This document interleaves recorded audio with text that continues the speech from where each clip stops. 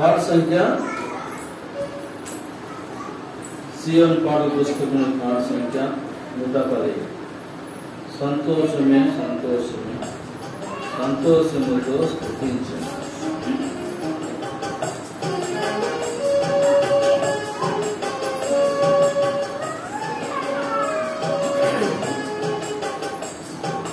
సంతోషమే సంతోషమే సంతోషముతో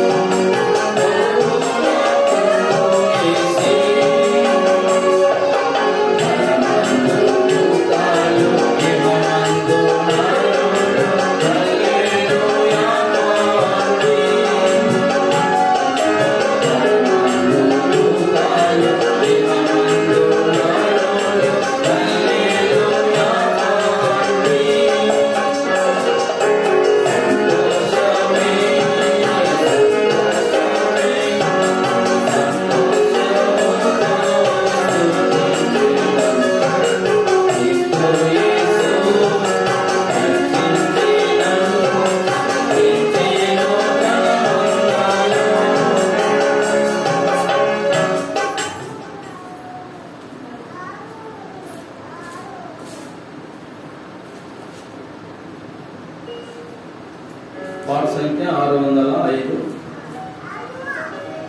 పాత పుస్తకంలో 510.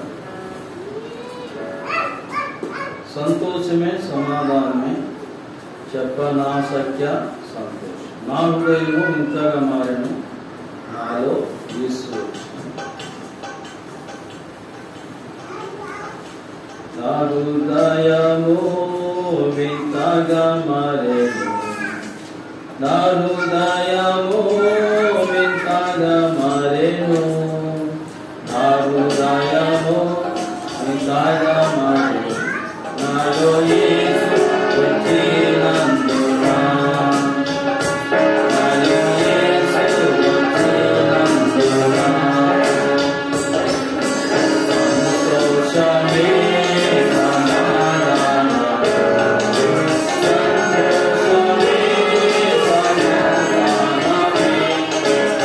సంతోషమే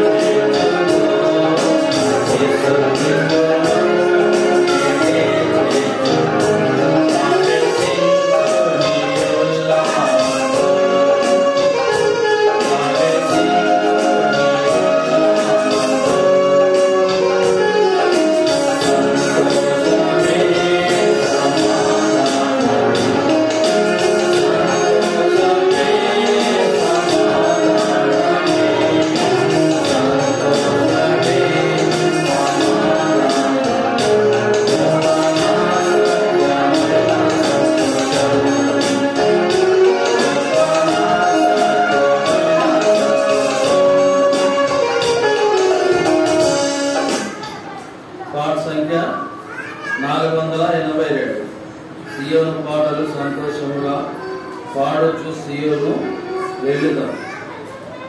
పల్లవి మొదటి 2 చరణాలు, చివరి చరణం మాత్రమే పాడు.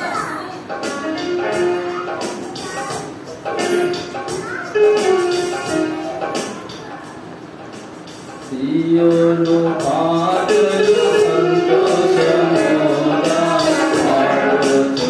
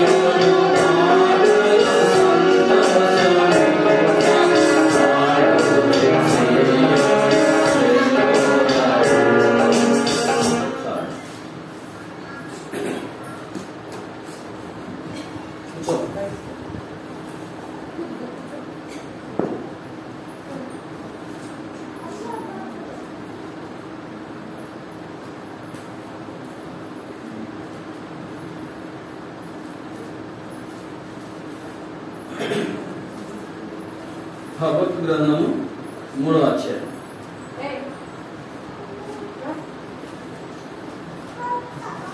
హబక్కు గ్రంథం 3వ అధ్యాయం 17,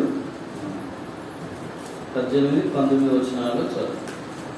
అందరం కలిసి దేవుని యొక్క వాక్యాన్ని చదువు. అందరూ చెట్లు పోయకుండినను, ద్రాక్ష చెట్లు ఫలింపకపోయినను, ఒలివ చెట్లు కాపులేక ఉండిన, చేనిలోని పైరు పంటకు రాకపోయినను, గొర్రెలు దొడ్డిలో లేకపోయినను, సాలులో పశువులు లేకపోయినను, నేను యెహోవానందు ఆనందించుచున్నాను. నా రక్షణకర్త అయిన నా దేవుని యందు నేను సంతోషించాను. ప్రభువు యెహోవాయే నాకు బలం, ఆయన నా కాళ్ళను లేడి కాళ్ళ వలె చేయు, ఉన్నత స్థలముల మీద ఆయన నన్ను నడువ చేయు. చాలు. ప్రభు సాయం కొరకై ప్రార్థన చేసుకున్నాము. దయచేసి అందరూ మోకరించి. మా ప్రియమైన తండ్రి, పరిశుద్ధమైన దేవా, మీ పాద స్తోత్రములు ఇంతవరకు సంతోషముతో పాటలు పాడుకోవచ్చు. తండ్రి, దేవుడిచ్చిన రక్షణకై సంతోషకరమైన పాటలు మాకు ఇచ్చారు. చేసిన వేలు బట్టి వందనాలు. మాకు ఇచ్చిన రక్షణకై స్తోత్రం. ఈ దినం ఈ సంతోషం లేక ఎంతమంది ఉంటున్నారు. ఇక్కడ కూర్చున్న వారు, బయట ఈ మైకు శబ్దం ద్వారా వినేవారు, వారిని జ్ఞాపకం చేసు. ఈ పరలోక ఆనందంలో, సంతోషంలో వారిని కూడా మీరు దేవా పిలుస్తూ ఉంటున్నారు. కనుకరించండి. బలహీనులను నన్ను జ్ఞాపకం చేసుకోండి. మీ పరలోక సంగతులు, మీ మరణ భూస్థాపన పునరుద్ధరణ శక్తి చేత నాలో నింపు. దేవా, నన్ను సిలువ చాటున మరుపరిచి మీరే ఘనత మేము పొందుమని యేసుక్రీస్తు పరిశుద్ధ నామములో స్తుతించి ప్రార్థించి అడిగి వేడుకుంటున్నాను తండ్రి.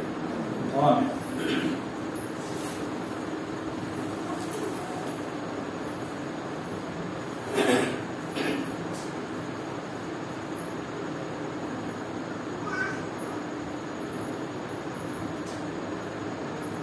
హబక్కూ గ్రంథం 3వ అధ్యాయం 18వ వచనం మళ్ళీ చదువు.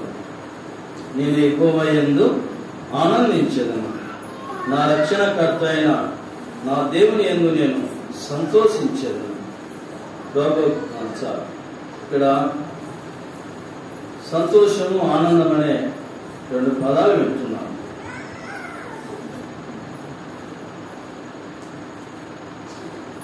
మరి నిన్నటి దినం నుండి ఈ హబక్కూ గ్రంథంలో కొన్ని మాటలు చాలా ఉన్నాయి. మరి కొన్ని మాటలే మనము చూస్తూ ఉంటున్నాం. ఉపవాస ప్రార్థనలో ఇవే మాటలు ధ్యానించాం. నిన్నటి తిరిగి ఉదయకాలం ప్రభు దినంలో మరి ఆరాధన సమయంలో కూడా హబక్కూ గ్రంథంలో ఉన్న వాటిని ధ్యానించాం. బల్ల వర్తమానంలో కూడా హబక్కూ గ్రంథాన్నే కొన్ని మాటలు ధ్యానించాం. ఇది సాయంత్రకాల సమయంలో సువార్త కూడికలో మరి ఇదే గ్రంథంలో ఉంటున్నా, హబక్కూ గ్రంథంలో ఉంటున్నా మరొక కొన్ని మాటలు దేవుడు పరలోకం నుండి ఇచ్చే సంగతులు. చూడండి, ఇక్కడ నేను యెహోవా యందు ఆనందించెదను అంటున్నాను. మనము 3 పాటలు పాడుతూ వచ్చాము. ఆ 3 పాటలలో సంతోషం గురించే పాడుతూ వచ్చాం. లాస్ట్ వాడిన పాట సియోను పాటలు సంతోషముగా పాడుచు సియోను వెళ్ళు. ఫస్ట్ ఒక పాట పాడారు ఆరాధన, సంతోషమే సంతోషమే అనే పాట పాడుకోవచ్చు. మధ్యలో ఒక పాట పాడుకోవచ్చు. ఏ పాట అది మర్చిపోయారు.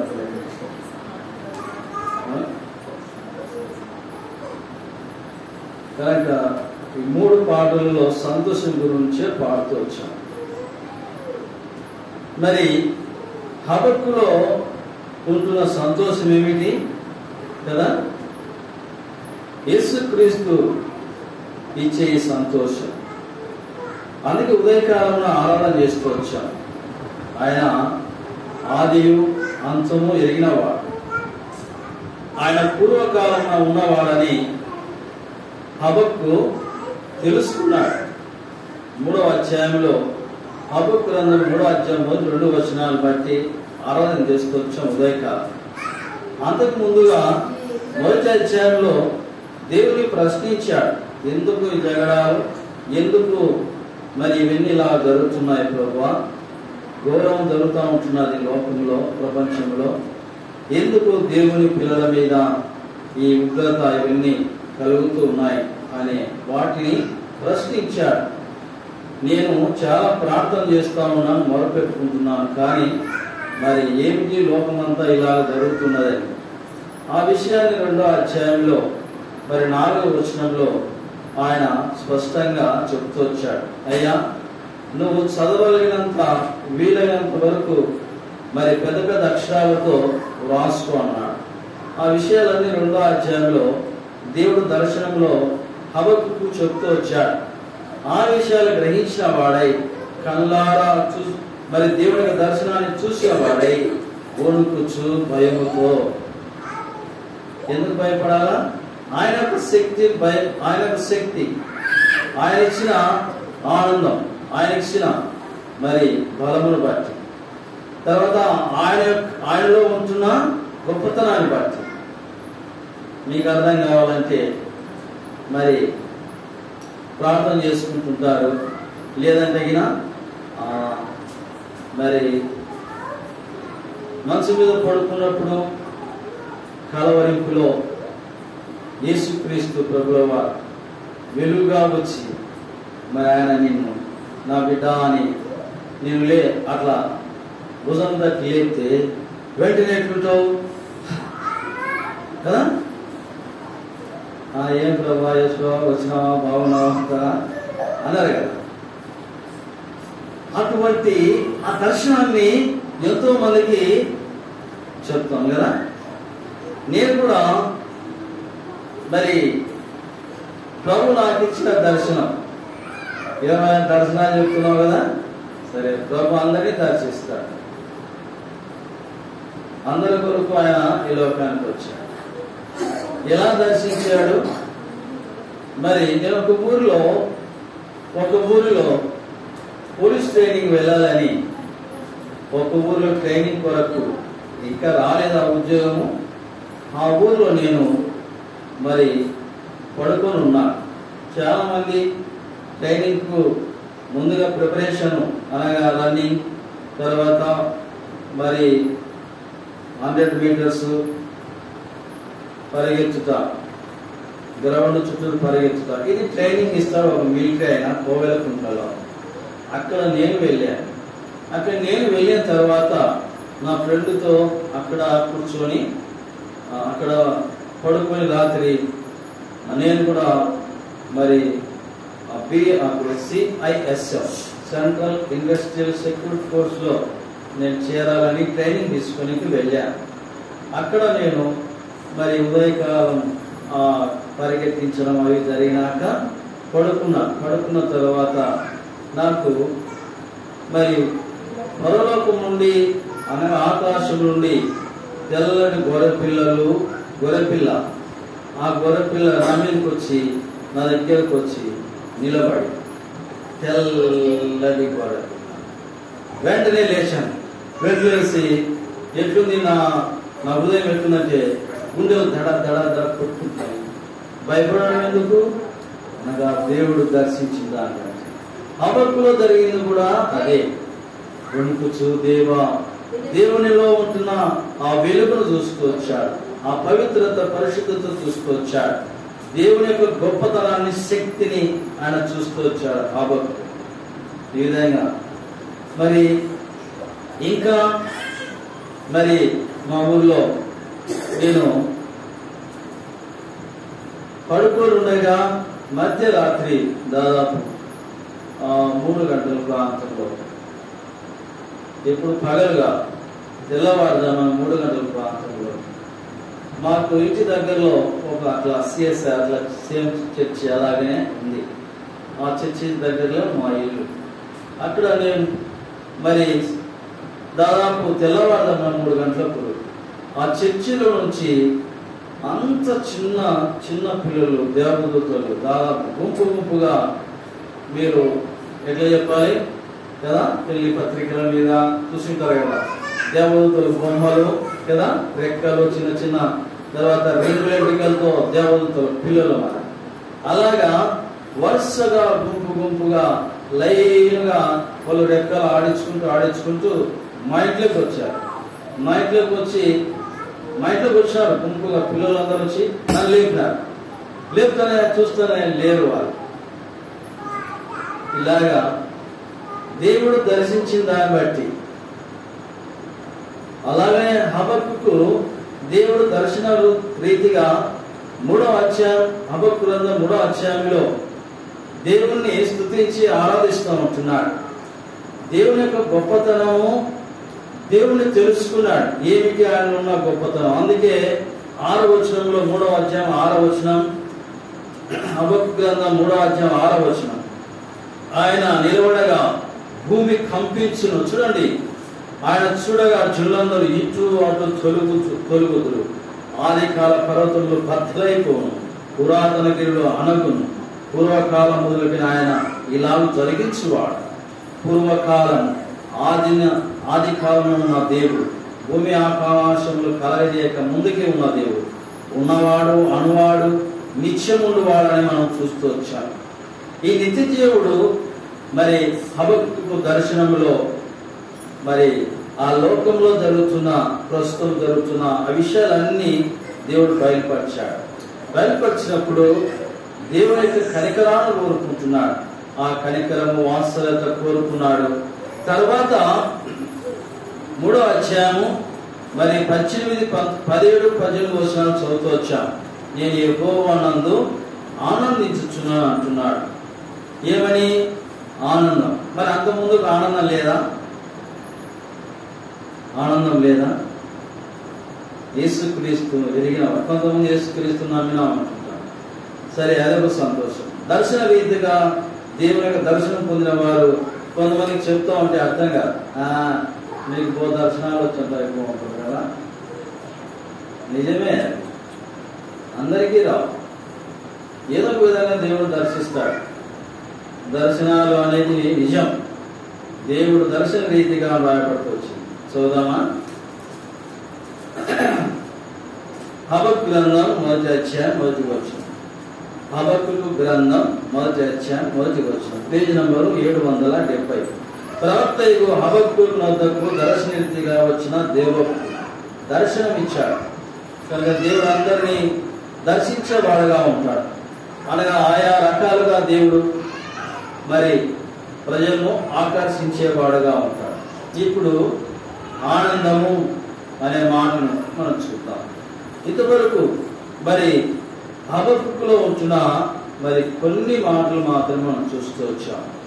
దేవుణ్ణి చూసిన తర్వాత, దేవుని దర్శన రీతిగా దేవుని యొక్క మాటలు గొప్పతనం చూసిన తర్వాత, ఇక నాకు ఈ లోకంలో ఉన్నా లేకున్నా నేను సంతోషంగా ఉంటాను అంటున్నాను. అందుకే పైన 10వ వచనం చదువుతూ వచ్చాను. అందులో చెట్లు పోయకుండినను, ద్రాక్ష చెట్లు ఫలింపకపోయినను, ఒలివ చెట్లు కాపు లేక ఉండినను, చేనిలోను పైరు పంటకు రాకపోయినను, గొర్రెల తొట్టిలో లేకపోయినను, సాల పశువు లేకపోయినను, నేను ఎక్కువ నందు ఆనందించేదాన్ని. ఎప్పుడైతే ప్రభు దర్శనం పొందుతూ వచ్చాడో మరి ఈ విధంగా ఆయనలో ఉంటున్న ఆనందం చెప్పలేము. మరి ఇప్పుడు పాటలు పాడిన పాటలలో సియోను పాటలు సంతోషముగా పాడుచు సియోను వెళుదామని ఈ పాట నేను మరి చిన్నప్పుడే, పేరు గుర్తేరా? ఏం పేరు?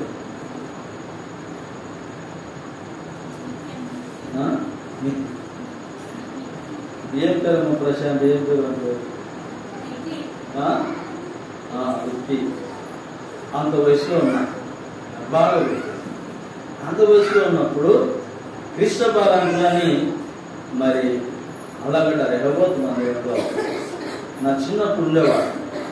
అక్కడ ఒక చిన్న కొట్టం, చాలా చాలా సంతోషం పొందుతూ వచ్చాడు. కొట్టం ఆ కొట్టం కూడా ఇటు అటు ఓపెన్గా ఉంటుంది. తర్వాత అవి గండ్ల తడికెలు, రంధ్రాలు ఉండే తడికెల మరి ఆ మందిరం ఉండేది. చాలా సంతోషం అక్కడ నేను పొందుకోవచ్చు. చిన్నప్పుడే మందిరానికి మా ఇంటికి చాలా దూరం, కానీ ఎట్లొచ్చానో అక్కడికి వచ్చిన నాకు ఇప్పుడు గుర్తుంది. బహుశా సువార్త చేసుకుంటూ వచ్చినప్పుడు నేను వెళ్ళిలో వచ్చినని నేను ఎంత గుర్తుకు తెచ్చుకున్నా నాకు గుర్తుకు రాలేదు. మా ఇంటికి మందిరానికి చాలా దూరం, కానీ ఎట్లొచ్చి పడ్డానో మందిరంలో పడ్డాను. మళ్ళీ ఎట్లా తిరిగిపోయానో నాకు గుర్తులేదు. మందిరానికి వచ్చినది మటుకు గుర్తుంది. మా ఇంటి ముందర పాత బస్ స్టాండ్ దగ్గర ఇష్టపడకులు చాలా కరెంటు అదే అంత ఎత్తు ఉంటారు, 7 అడుగులు 6 అడుగులు ఉంటారు. అంత ఎత్తు కట్ చేసి సన్న బెల్ట్ పెట్టి బ్లాక్ బట్టతల, మరి తను తగిలించుకునే మైక్ కూడా చాలా చాలా ఇష్టపడ్డాను. చిన్నప్పుడే హ్యాండ్ మైక్ తగిలించుకొని రెడ్ కలర్లో ఉండేది, వైట్ అండ్ రెడ్. చిన్న మౌత్ పట్టుకొని చెప్పుకుంటూ ఈ పాట పాడుకుంటూ వెళ్ళేవాడు. ఆ పాట పాడే సమయంలో నేను ఎట్లొచ్చి మందిరంలో పాట ఈ విధంగా యేసుక్రీస్తు దర్శించుట, ఆయన ఆకర్షించుట, తండ్రి ఒకరిని ఆకర్షించితే తప్ప ఆయన ఇద్దరు ఎవరు రాడు. చిన్ననాడే దేవుడు నన్ను ఆకర్షించిన వాడిగా ఉంటాడు. మరి తర్వాత పెద్దయిన తర్వాత యవన కాలంలో కూడా పోలీస్ కానీ అక్కడ ఇక్కడ తిరుగుతున్నప్పుడు ప్రభు అప్పుడు దర్శనమిచ్చి ఆకర్షించాడు. మళ్ళీ 3వసారి కూడా ప్రభు దర్శనమిచ్చి ఆయనను మరి పిలుచుకున్నాడు. ఈ విధంగా చాలా ఉంటున్నాయి. ఎందుకు చెప్తున్నాను ఇవన్నీ అంటే దేవునిలో ఉంటున్న ఆనందం. కాబట్టి దర్శన రీతిగా చూసినప్పుడు ఆయన భయపడుతూ వణుకుతూ ఉంటున్నాడు. దేవుని యొక్క ఆ వెలుగు, ప్రభులో ఉంటున్న ఆ పవిత్రత, పరిశుద్ధత, ఆ వెలుగు, ఆ సంతోషం, పాడుతూ సియోను వెలుదాం, ఇది కనాను పరలోక రాజ్యానికి వెళ్ళే వారి యొక్క జీవితం గురించి. అందుకే ఈ కనాను ప్రయాణం హబక్కులో మరి కలిగింది కాబట్టి ఆ సంతోషాన్ని చూస్తూ వచ్చాడు భూలోకంలో. అందుకే నేను మరి యెహోవా యందు నేను ఆనందిస్తాను, ఆనందంగా ఉంటున్నాను అంటున్నాడు. చూడండి సోదరుడా సహోదరి, భూలోకంలో మనుషులకు ఆనందం లేదు, సంతోషం లేదు. ఇంకొకటి హబక్కు అనే పేరు అర్థము కౌగిలింత. కౌగిలింత, చిన్న బిడ్డలైన వారిని కౌగిలించుకుంటాం కదా, కౌగిలించుకున్నప్పుడు పిల్లవానికి ఎంతో ఆనందం. వాడు బాగా ఏడుస్తూ ఉంటాడు, మరి ఎక్కిళ్ళు పట్టింటాయి, మరి తల్లిదండ్రులు ఎక్కడ పనులు పోయింటారు, పొద్దున పోయి సాయంత్రం వస్తారు. వాడు ముసలి దగ్గర ఎవరి దగ్గర వదిలిపెట్టినప్పుడు ఏడుస్తూ ఉంటాడు. తల్లి రాగానే తండ్రి రాగానే పరిగెత్తుకొని వెళ్ళినప్పుడు వాడు చివుడలా కాల్చుకొని ఏడుస్తున్నప్పుడు తల్లి ఎంతగానో ఎదుర్కొని కౌగిలించుకుంటాడు. ఆ బిడ్డకి ఎంతో ఆనందం, ఆ బిడ్డకి ఎంతో సంతోషం. కారణము కొంత సమయం ఎడబాటున్న దాన్ని బట్టి ఆ బిడ్డ తల్లి కౌగిలించుకున్నప్పుడు, తండ్రి కౌగిలించుకున్నప్పుడు ఆనందము ఎంతో చెప్పలేము. తల్లి కౌగిలించుకున్నప్పుడు బిడ్డకున్నంత ఆనందం. అలాగే ప్రభువైన యేసుక్రీస్తు వారు ఆయన పరలోకపు తండ్రి, భూలోకంలో మానవులు మరి వారు విడువబడి తండ్రికి దూరంగా ఉంటూ లోకంలో జీవిస్తూ సంతోషము సమాధానం లేక ఆనందం లేక తల్లిదండ్రులకు దూరంగా ఉన్నట్లుగా మరి దూరంగా ఉంటున్నారు. మరి లూకా సువార్త 15వ అధ్యాయంలో తప్పిపోయిన కుమారుని గురించి అక్కడ రాయబడుతూ వచ్చింది. లూకా సువార్త 15వ అధ్యాయం, లూకా సువార్త 15వ అధ్యాయము 11వ వచనం. మరియు ఆయన ఇట్లను, ఒక మనిషికి 2 కుమారుండని, వారిలో చిన్నవాడు తండ్రి ఆత్మలో నాకు వచ్చు భాగ్యమని తన తండ్రి నడగగా అతడు వారికి తన ఆస్తిని పంచిపెట్టాను. మరి ఇది జరిగిన విషయమే. ఇది చాలా సార్లు మనం చదివి ఉండవచ్చు, విని కూడా ఉండవచ్చు. కానీ మరి ఇక్కడ చిన్న కుమారుడు వెళ్ళిపోయాడు, ఎక్కడో దూరంగా ఉంటున్నాడు, తల్లిదండ్రులకు దూరంగా ఉంటున్నాడు, తీసుకున్న పైసలను అయిపోయేసుకున్నాడు, దుర్వ్యాపారం చేశాడు, అంత పోగొట్టుకున్నాడు. మరి అంత పోగొట్టుకొని దుర్వ్యాపారం, చెడు అలవాటు, దుర్వ్యాపారం, దుష్టి యొక్క మనస్తత్వం కలిగిన వాడై లోకంలో తల్లి దగ్గర తీసుకున్న ఆస్తిని తీసుకొని అంతా అయిపోయి చేసుకొని ఖర్చు పెట్టుకొని భోజనానికి కూడా లేక ఒక యజమాని దగ్గర పందులు మేపుతా ఉంటున్నాడు. ఆ పందులు మేపే స్థలంలో పందులు దీని ఎప్పుడు తినాలని ఆశించాడు. తన తండ్రి గుర్తుకొచ్చాడు. మరి నా తండ్రితో చాలా మంది భోజనం తింటున్నారు, నేను వెళ్ళాలని చెప్పి వస్తున్నప్పుడు చూడండి, రాయబడుతూ వచ్చింది 20వ వచనం, లూకా సువార్త 15వ అధ్యాయం 20వ వచనం. వాడు ఇంకా దూరంగా ఉన్నప్పుడు తండ్రి వాడిని చూచి కనికరపడి పరిగెత్తి వాని మెడ మీద పడి గుర్తు పెట్టుకునేను. కౌగిలింత. హబక్కుకు అనే మా పేరుకు అర్థం కౌగిలింత. నిజంగా ఎంత ఆనందం కదా. తండ్రిలో చూడ ఎంత ఆనందం ఉంటుంది. వాని డ్రెస్ చూడలేదు, వాని అవతారం చూడలేదు. వాడు బట్టలన్నీ మార్చిపోయి మరి భోజనం లేక చిక్కిపోయి గడ్డం పెంచుకొని యవనస్తుడు వస్తూ ఉంటే దూరం నుంచి నడకనుకున్నాడు. చూశాడు, ఓ మన సునకుమారుడు వస్తున్నాడు అని చెప్పి పరిగెత్తుకొని పోయి కౌగిలించుకొని మూతిపెట్టాడు. చూడండి ఎంత ఆనందం. కుమారునిలో ఆనందం, తండ్రిలో ఆనందం.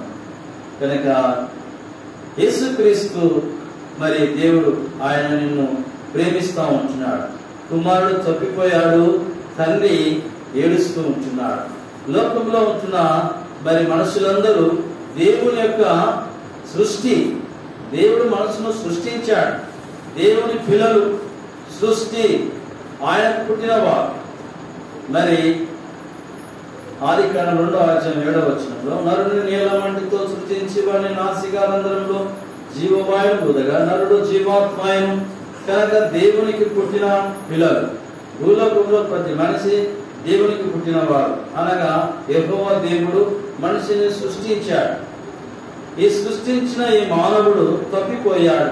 భూలోకంలో